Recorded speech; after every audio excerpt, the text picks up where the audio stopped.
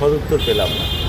Virtual meeting হতো, সবই দেখবে, কিন্তু এই মুহূর্তে হাতে আমরা কিছু পেলাম না, যার জন্য আমরা যেখানে ছিলাম আমার মনে হয় আমরা সেই স্তরেই পড়ে আছি এখনও পর্যন্ত। 22, 23, 24 আমাদের যে পরিষেবা তুলে নেওয়ার একটা ছিল, সেই জায়গাতেই আমরা আছি। কারণ হচ্ছে পুলিশি যে অত্যাচার, সেই অত্যাচারে আমরা পরিষেবা দিয়ে উঠতে পারছি না।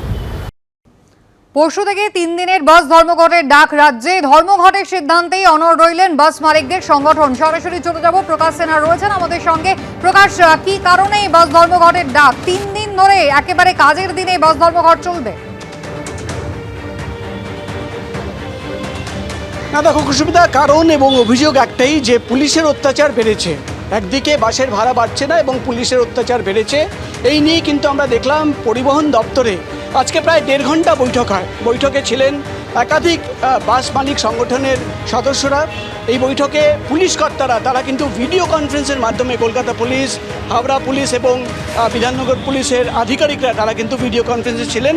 এমনই দাবি যেটা বাস মালিক সংগঠনের সদস্যরা করছেন এবং পরিবহন দপ্তরের একাধিক আধিকারিকরা সেই বৈঠকে ছিলেন। বৈঠকের পর বাইরে বেরিয়ে এসে বাস মালিক সংগঠনের সদস্যরা তারা কিন্তু পরিষ্কারভাবে জানিয়ে দিয়েছেন যে বৃহস্পতিবার, শুক্রবার এবং শনিবার 3 দিনের যে বাস ধর্মঘটে তাদের ডাক, সেটা কিন্তু তারা অনড় রয়েছেন, অর্থাৎ বরফ গলেনি। কারণ তাদের যে অভিযোগ, যে আজকে বৈঠকে যখন তারা এই সমস্ত অভিযোগ পুলিশ কর্তাদের জানাচ্ছিলেন, তখন যেটা দেখা যায় যে এমন মনে হলো যে পুলিশ কর্তারা প্রথমবার এই অভিযোগ শুনছেন এবং বারবার বলা হয় যে আমরা দেখছি। অর্থাৎ তারা কিন্তু যে ধরনের কথা পুলিশের তরফ থেকে বা আশ্বাসন দেওয়া হয়েছে তারা কিন্তু সন্তুষ্ট নন এবং তারা দাবি করছেন যে একমাত্র মুখ্যমন্ত্রী যদি ইন্টারফেয়ার করেন তাহলেই কিন্তু এই সমস্যার সমাধান হবে। অর্থাৎ যে একটা আশা ছিল যে আজকে বৈঠকের পর কোনো একটা ভালো খবর বা এই ধর্মঘট তুলতে পারেন তারা, সেটা কিন্তু হলো না।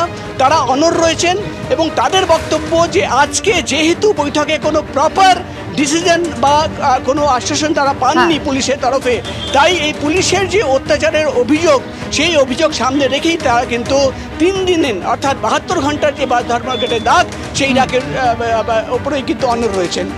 প্রকাশ, ধন্যবাদ। বাস মালিক সংগঠনের পক্ষ থেকে কি বলা হচ্ছে দেখুন।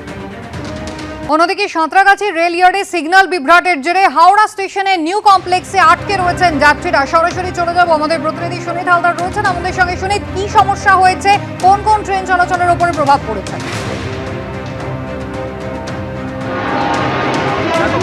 আমরা এই মুহূর্তে দাঁড়িয়ে কমপ্লেক্সে, সেখানে দেখা যাচ্ছে হাজার হাজার যাত্রী, দূরপাল্লার ট্রেনের যাত্রী তারা কিন্তু আটকে পড়েছেন এবং যেটা দেখা যাচ্ছে নন ইন্টারলকিং সিস্টেমের কাজ চলছে, সেটা কিন্তু বিভ্রাটের কারণেই এই বিপত্তি বলে জানা গেছে এবং এর ফলে একাধিক দূরপাল্লার ট্রেন যেগুলো গতকাল এবং আজকে সকালের দিকে ছাড়ার কথা ছিল, সেগুলো কিন্তু রিশিডিউল করার ফলে এই সমস্যা দেখা দিয়েছে।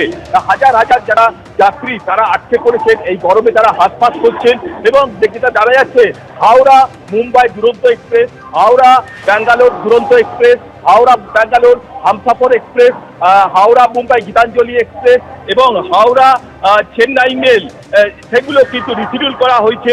এছাড়া পুরী বন্দে ভারত এক্সপ্রেস, যেটা হাওড়া থেকে পুরীতে যায়, সেটাও কিন্তু রিশিডিউল করা হয়েছে।